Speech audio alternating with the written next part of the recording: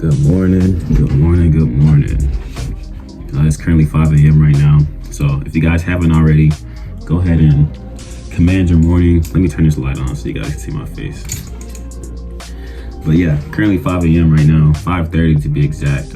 If you guys are waking up with me at this time, make sure that you command your morning. The devil doesn't wait for you to wake up to start attacking you. He prowls around like a lion. He seeks to devour. He's attacking you while you sleep, while you're up. So make sure that you wake up early in the morning and take charge of your day, command your morning, If you guys don't know how to do that, he's basically just saying, just decrees and declares, affirmations and things like that, right? But yeah, today is day 2 of Bible study. We'll be going back on Job. And in the first chapter, we learned about how Job was the richest man. He had everything. He was wealthy. He had oxen and camels and sheep. He had servants. He had many children. And Satan presented himself with the angels in heaven and said, the only reason why Job is seen being so upright is because you're blessing him so much, right?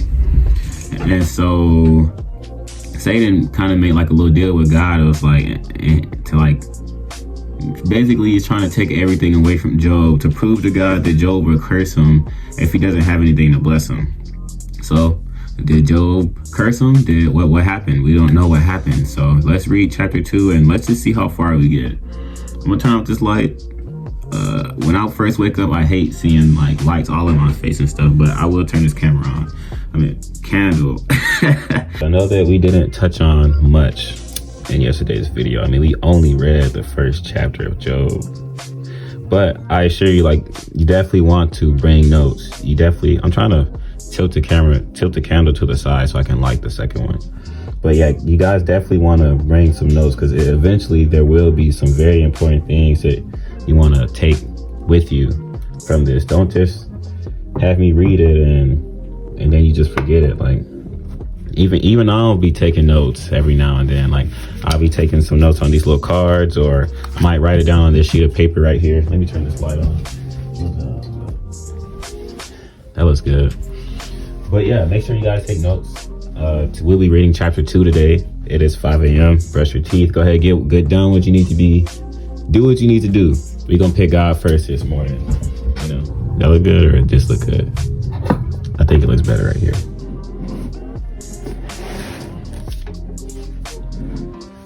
All right. This is chapter 2, the Job's second test.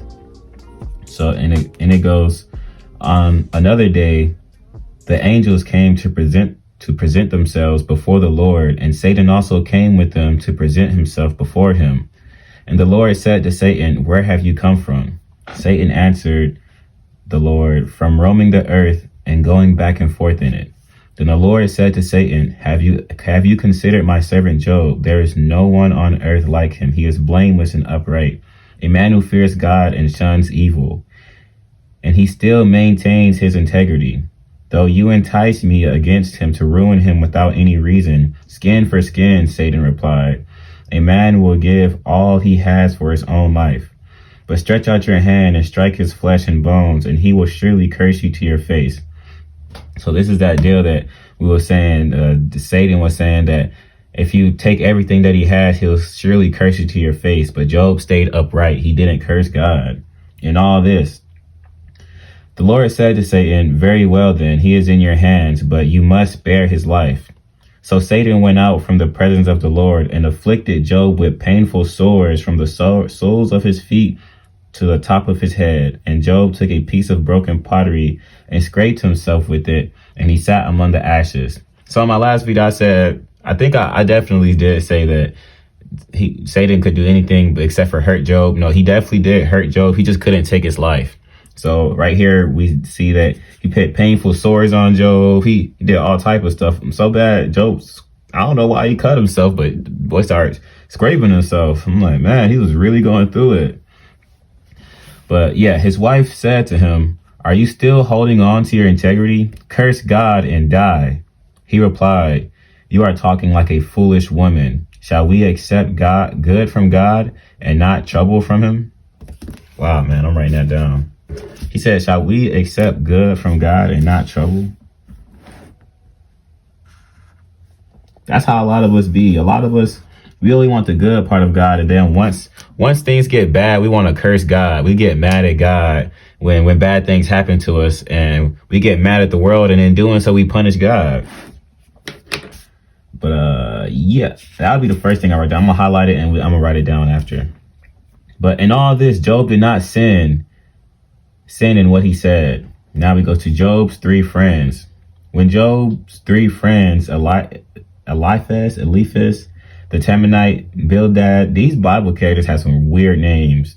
The Temanite, Bildad, the Shuhite, and Zophar, the Namathite, or what, something like that, heard about all the troubles. So this is Job's 3 friends. They're hearing about his troubles and they're coming to visit him. So they heard about all the troubles that had come upon him. They set out from their homes to meet together by agreement to go and sympathize with him and comfort him.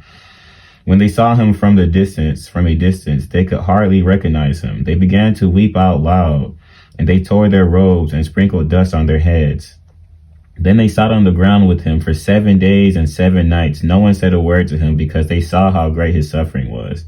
This is chapter 3. So they sat down with Job for 7 days and 7 nights, not saying a word, silence, zip it, like nothing at all. And then, so this is after 7 days, Job finally speaks. His friends, he had some good friends, though. They put dirt on him and all that. Like they really like stuck it out through the mud with Job. But this is 7 days after, guys. So chapter 3. Now we're going on to chapter 3. After this, Job opened his mouth and cursed the day of his birth. He said, "May the day of my birth perish. And the night it was said, a boy." Oh, let me restart that. After this, Job opened his mouth and cursed the day of his birth. He said, "May the day of my birth perish. And the night it was said, a boy is born. That day it turned to darkness. May God above not care about it. May no light shine upon it. May darkness and the deep shadow claim it once more. May a cloud settle over it. May blackness overwhelm its light.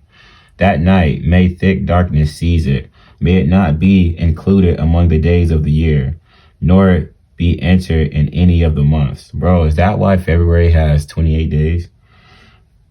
I heard that rumor. May that night be barren, and may no shout of joy be heard in it.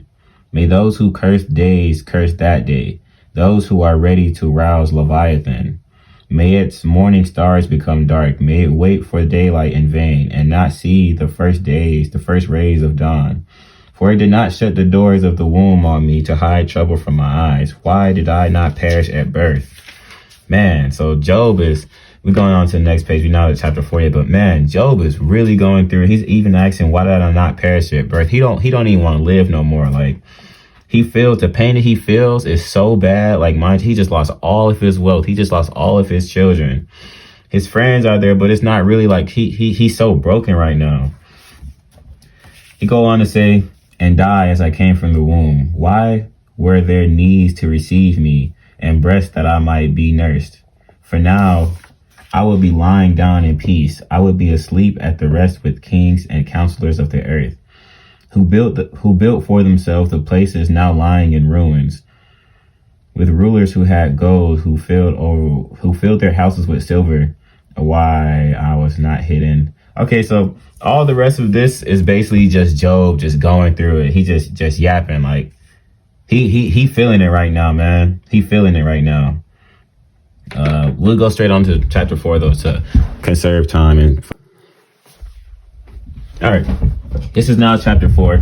Chapter 3, all the rest of it was basically him just going through it, man. He was yapping, and I don't got the phone space for that. But this is his friends now. His friends are talking. This is Eliphaz. Then Eliphaz the Temanite replied, "If someone ventures a word with you, you will be impatient. But who can keep from speaking? Think how you have instructed many. You have strengthened feeble hands. Your words have supported those who stumbled. You have strengthened faltering knees. But now trouble comes to you and you are discouraged. It strikes you and you are dismayed. Should not your piety be your confidence?" What does piety mean? I'm going to highlight that. Should not your piety be your confidence? And your blameless ways your hope? Consider now who, being innocent, has never perished, where where were the upright ever destroyed? As I have observed, those who plow evil and those who sow trouble reap it. So his friend, is that what his friend is saying? So his friend is basically saying that Job had to have done some type of wrong, and this is why all this trouble is coming down on him. Because he literally just said, like, I observed well those who plow evil, those who sow trouble reap it. He's saying that he's just reaping what he sows. It goes on to say, verse 9 of chapter 4, it says, at the breath of God they are destroyed. At the blast of his anger they perish. The lions may roar and growl, yet teeth of the great lions are broken. The lion perishes for lack of prey, and the cubs of the lionesses are scattered. A word was secretly brought to me. My ears caught a whisper of it. Amid disquieting dreams in the night, when the deep sleep falls on men, fear and trembling seized me and made all of my bones shake. A spirit glided past my face, and the hair on my body stood on end. It stopped, but I could not tell what it was. A form stood before my eyes, and I heard a hushed voice. Can a mortal be more righteous than God? Bro, what is this? What is Leafis talking about? I don't even know. What just started yapping, bro?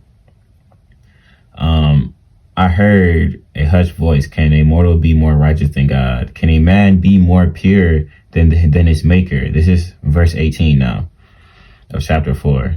If God places no trust in his servants, if he charges his angels with error, how much more those who live in the house of clay, live in houses of clay whose foundations are in dust, who are crushed more readily than a moth. Oh, between dawn and dusk, they are broken to pieces. Unnoticed, they perish forever, and not the cords of their tent pulled up, so that they die without wisdom.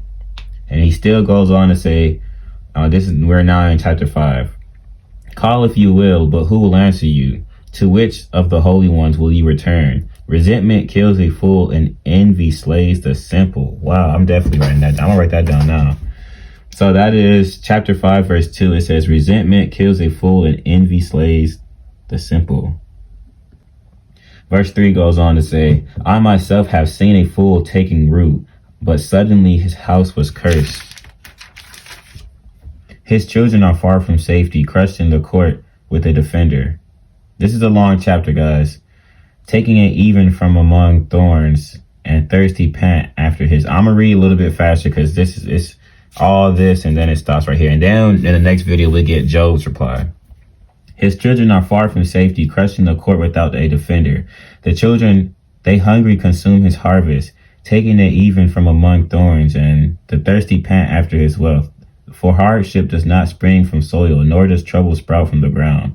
Yet man is born to trouble as surely as sparks fly upward.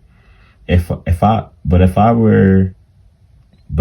were I would appeal to God. I would lay my cause before him. He performs wonders that cannot be fathomed, miracles that cannot be counted. He bestows rain on the earth. He sends water upon the countryside.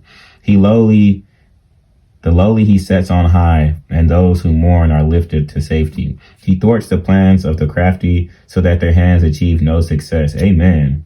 I'm going to say that in my prayers. God, next time I pray, I'm going to say, God, thwart the plans of the crafty so that their hands do not achieve no success. I'm going to say that in one of my prayers.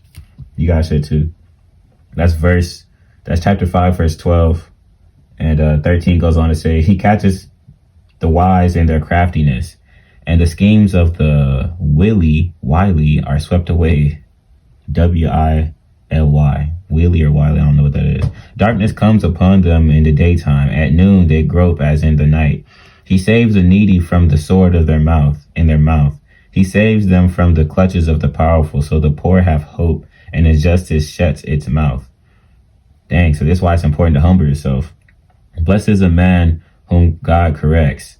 So do not despise the discipline of the Almighty. That is a great verse too. That is Job chapter 5, verse 17.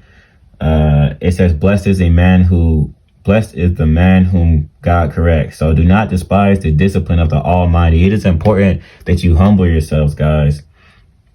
So today's message, guys, humble yourselves. If you guys want a model for today to start your day off, it's 5 a.m. Walk in humility today. That'd be a great topic. That would be a great thing to walk in today. Because it says right here, blessed is the man who God corrects. So do not despise the discipline of the Almighty. For he wounds, chapter 8, verse 18 says, for he wounds, but he also binds up. He injures the hands. He injures, but his hands are also healed. He injures, but his hands also heal. From 6 calamites, he will rescue you. And 7, no harm will befall you. In famine, he will ransom you from death. And in the battle, from the stroke of the sword, you will be protected from the lash of the tongue. And need not fear when destruction comes. You will laugh at destruction and famine. And need not fear the beast of the earth. For you will have a covenant with the stones of the field, and the wild animals will be at peace with you. You will know that your tent is secure. You will take stock of your property and find nothing missing.